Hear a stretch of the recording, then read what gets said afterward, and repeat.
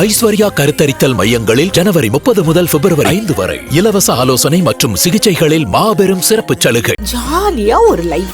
Lanco Harmonia Pavilion Senior Living Apartments at Sriperambur 2 BHK just 49 lakhs. Call 7717273747. உலகெங்கிலும் இருக்கும் begin பக்தி நேயர்கள் அனைவருக்கும் வணக்கம். நான் உங்கள் ராம்ஜி. வருகின்ற சனிப்பெயர்ச்சி பலன்கள் 2026 மார்ச் 6ஆம் தேதி ஒரு மிகப்பெரிய விஷயம் நடக்க போகுது. அதான் சனிப்பெயர்ச்சி. இந்த சனிப்பெயர்ச்சி வர்ற தொட்டு எல்லாருக்கும் என்னென்ன நடக்க போகுது. கும்பத்தில் இருக்கிற சனி பகவான் மேனத்திற்கு வருகிறார். இருங்க சனிப்பெயர்ச்சி போன வருஷமா வச்சிருந்தீங்க. அது திருக்கணிதப்படி வாக்கியப்படி இந்த வருகின்ற மார்ச் 6ஆம் தேதி வருகிறது. உலகெங்கிலும் இருக்கும் நம்ம பிகின் பக்தி நேயர்கள் வாக்கியத்தை ஃபாலோ பண்ண நிறைய பேர் வேண்டுதலுக்கு இணங்க, நாம் நிறைய பேருடைய வேண்டுகோளுக்கு இணங்க நாம் இந்த வாக்கிய பயிற்சி நாம் பார்க்கிறோம். அவ்வகையிலே மீனராசிக்கு வருகின்ற சனி பகவான் குருவினுடைய வீட்டில் இருப்பதால் பெரிய தோஷங்கள் எதுவும் இல்லை என்று ஜோதிட சாஸ்திரம் சொல்லுகிறது.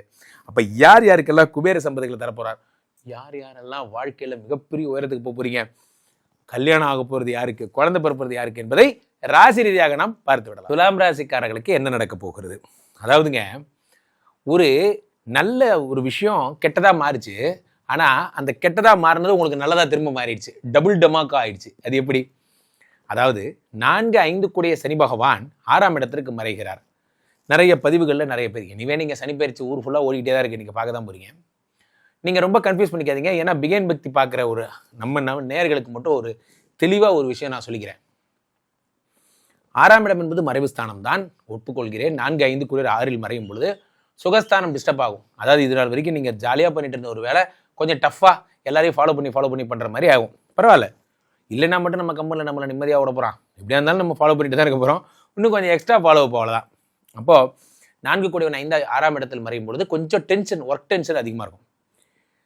இப்போல்லாம் ஒரு சமீபத்தில் ஒரு ரீல்ஸ் கூட பார்த்தேன். எங்களுக்கெல்லாம் கார்பரேட்டில் வேலை செய்கிறோம் சார், சண்டே நீங்கள்லாம் மொபைலை சுவிட்ச் ஆஃப் பண்ணிட்டு ஜாலியாக இருப்பீங்க, ஆனால் எங்களால் அப்படி இருக்க முடியாது.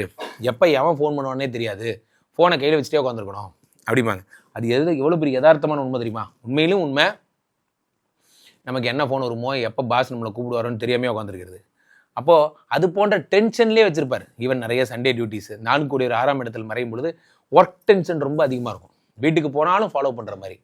ஓகே, அது ஒன்று தான். மற்றபடி 5 கூடிய 6ஆம் இடத்தில் மறைகிறார். 5 கூடிய 6ஆம் இடத்தில் மறையும் பொழுது என்ன ஆகுது அப்படின்னா, பொதுவாக சொன்னால் உங்களுக்கு குழந்தை பிறப்பில் கொஞ்சம் நிறைய எக்ஸ்ட்ரா காசு செலவு பண்ணி நீங்கள் இட்ஸி மாதிரிலாம் போய் லேக்ஸ் கணக்கில் செலவு பண்ணி அதெல்லாம் ஒன்றும் வேண்டாம் நண்பர்களே. இங்கே உங்களுக்கு நீங்கள் நார்மலாகவே உங்களுக்கு ஓகே ஆகிறதுக்கான வாய்ப்புகள் அதிகம். இப்போது ஒரு விஷயம் பாருங்கள், இந்த 6ஆம் இடத்தை சனி பகவான் 6, 7, 8 பார்க்குறார். 6ஆம் இடத்தை சனி பகவான் 12ஆம் இடத்தை பார்க்குறார். 6ஆம் இடத்தை சனி பகவான் 3ஆம் இடத்தை பார்க்குறார். இப்போது 3, 6, 8, 12 இந்த 4 இடங்களையும் சனி பார்த்துட்டாரா? எப்படியே? அப்போது இவர் ஜோதிட சாஸ்திரம் சொல்லுகிறது, எந்த ஒரு கிரகமும் 3, 6, 8, 12 கனெக்ட் ஆனா அது விபரீத ராஜயோகம் என்று அழைக்கப்படுகிறது. 6ஆம் இடத்து சனி பகவான் 8ஓடையும் 12ஓடையும் 3ஆம் இடத்தோடையும் சம்பந்தப்படுவதால் அது விபரீத ராஜயோகம். விபரீத ராஜயோகம் வரும்போது என்ன ஆகும்? உங்கள் வாழ்க்கையில எது ப்ராப்ளமா சொல்லணும் அதெல்லாம் அப்படி பாசிட்டிவா மாறும். 4ஆம் இடம் என்பது டிஸ்டர்ப் ஆகும். நான் ஓப்பனிங்ல சொன்னது தான். என்னது? ரொம்ப ஒர்க் டென்ஷன் சொன்னேன்ல, அது எப்படி ஒர்க் டென்ஷன் தெரியுமா? நீங்க இதனால் வரைக்கும் இந்த கம்பெனியில் ஷிஃப்ட் இன்சார்ஜாக இருந்தீங்க, இப்போ நீங்கள் தான் பாஸ் ஆகிட்டீங்க, ஓவரால் ஹெட் ஆகிட்டீங்க. அதனால் டென்ஷன். எப்படியே? அதனால் டென்ஷன். அடுத்ததாக உங்களுக்கு எது குழந்தை பிறப்புனால செலவு பண்ண வேண்டான்னு சொன்னேன், எதுக்கு செலவு பண்ணாதான் நேச்சுரலாக வரப்போதே, அப்படி சனி பகவான் கன்வெர்ட் பண்ணிட்டார். ஆக 3, 6, 8, 12க்கு சனி பகவான் சம்பந்தப்படும் பொழுது எது பிரச்சனைக்குள்ளதாக வந்ததோ அது பாசிட்டிவான விஷயமாக மாறிவிடுகிறது. அப்போ சொத்தா சிறப்பது. துலாம் ராசிக்காரர்கள் ஒரே சொத்தா வாங்க போறீங்க. அது போதும், அதாவது என்னென்னு கிளப்போ அப்படியே அந்த வாசல் எவ்வளோ கிளை அண்ணே, அந்த வாய்க்கால்னே அது வேண்டானே, அந்த பக்கம் அது வாங்கலாம், என்ன அது வேணானே, அது கொல்ல போகிறேனே. ஒரு நேரம் வரும்போது 5 கூடிய 6ஆம் இடத்தில் மறையும் பொழுது என்ன ஆகுது? உங்களுக்கு விபரீத ராஜயோகம் இருக்கட்டும், எதையாவது வாங்கணுமே. இப்போ என்ன செய்யுது? அந்த அளவுக்கு நீங்கள் சொத்து சேர்த்துக்கின்ற எண்ணம்லாம் வந்துடும். நண்பர்களே, வாழ்க்கையில் பெரிய பெரிய விஷயங்கள் எல்லாம் உடனே நடந்துடாது. மறைந்த முதலமைச்சர் சொல்லுவார், என்ன சொல்லுவார்? ஒரு பெரிய வெற்றி என்பது பல சிறு சிறு வெற்றிகளின் கூட்டுத்தொகைம்பாரு. மறைந்த முதலமைச்சர் ஜெயலலிதா அவர்கள் சொல்லுவாங்க, பல பெரிய வெற்றிங்கிறது என்ன? பல சிறு சிறு வெற்றிகளின் கூட்டுத்தொகை. அப்போ ஒன்று புரிந்து கொள்ளுங்கள், நீங்க திடீர்னு பணக்காரனா ஒரே ஸ்ட்ரோக்கெல்லாம் எவனாலே ஆக முடியாது. ஆனா பல சிறு சிறு வெற்றிகளின் கூட்டுத்தொகை.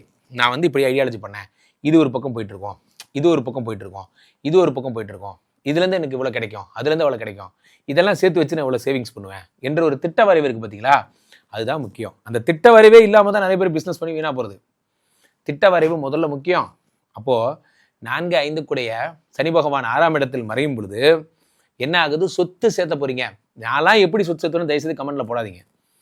நீங்கள் சொத்து சேர்த்தா நான் சொல்கிறது 2.5 வருஷம் டைம் பீரியடு. எல்லாரும் என்ன நினச்சிக்கிறீங்க, ஜூன் மாதம் 1ஆம் தேதி சொத்து வரும்னு நினச்சிக்கிறீங்க. ஜூன் மாதம் 1ஆம் தேதி தான் சொத்து சேர்க்கிற இனிஷியேஷன் உங்களுக்கு வருதுங்க.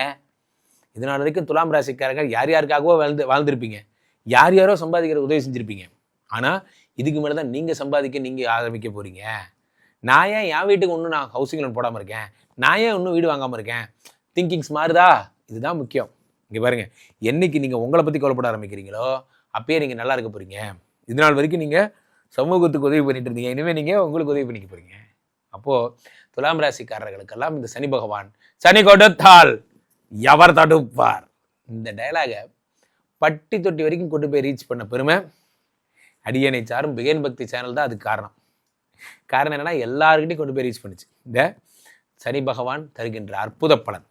இந்த சனியை கரெக்டாக பண்ணும். எப்படி பண்ணோம், நீங்கள் இது வரைக்கும் என்ன பண்ணியிருப்பீங்க, ஆஞ்சநேயருக்கு செந்தூர காப்புன்னு ஒன்று இருக்குது, அது வாங்கி அணிவிங்க. செந்தூர காப்பு, ஆஞ்சநேயருக்கு செந்தூர காப்பு எப்போ பண்ணணும், சனிக்கிழமை காலையில் 9 மணிக்கு, 9:10 ராகு காலம்.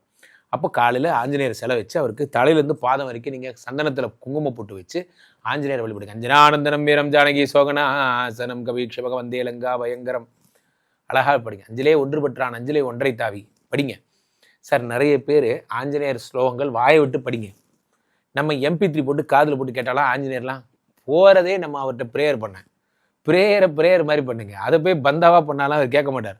ஆஞ்சநேயர் காலில் விழுங்க, உங்களுக்கு சரியாகும். ஆஞ்சநேயர் நான் சொல்கிறேன், இந்த பதிகம் மட்டும் பாருங்கள். பரிகாரம் ஆஞ்சநேயர் வச்சு கும்பிடுங்க, உங்களுடைய தீமையை உங்களுக்கு நன்மையாக மாறப்போகிறது. அப்போ துலாம் ராசிக்காரர்களுக்கு 100க்கு 95 மார்க். கீழே போயிட்டு இருக்கின்ற 2 நம்பருக்கு கூப்பிடுங்க, உங்களுடைய சொந்த ஜாதகத்தை பார்த்து கொள்ளுங்கள். உலக புகழ் வாய்ந்த நமது விஸ்வரூப விஷ்ணு மாயா எழுந்தரில் இருக்கக்கூடிய புனிதமான இந்த ஸ்ரீமடத்தில் தினசரி நடக்கின்ற விஷ்ணு மாயா ஹோமங்களில் கலந்து கொள்ளுங்கள். மீண்டும் ஒரு நல்ல பதிவில் சந்திப்போம். நன்றி, வணக்கம்.